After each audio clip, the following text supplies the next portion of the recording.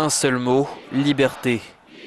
200 maires catalans étaient réunis mardi à Bruxelles pour attirer l'attention des dirigeants européens sur leurs revendications, l'indépendance de la Catalogne et l'abolition de la mainmise de Madrid.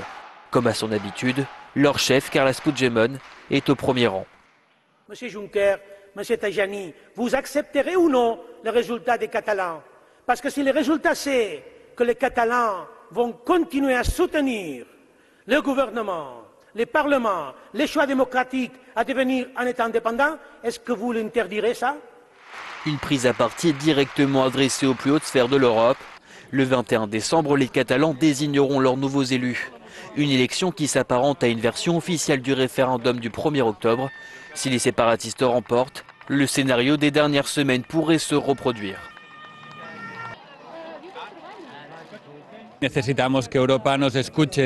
avons besoin que l'Europe nous écoute et qu'elle dise au gouvernement espagnol que cela suffit, qu'il ne peut rien faire d'autre, qu'il doit laisser la Catalogne s'autodéterminer, se gouverner elle-même et décider de ce qu'elle veut être.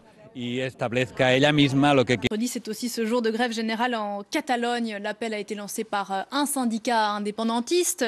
Le motif officiel, c'est la précarité dans le monde du travail. En réalité, il s'agit surtout de protester contre la détention des leaders séparés. Depuis Bruxelles, où il est réfugié, Carles Puigdemont dénonce un coup d'État contre sa région. Il demande désormais à Madrid d'assurer la bonne tenue du scrutin.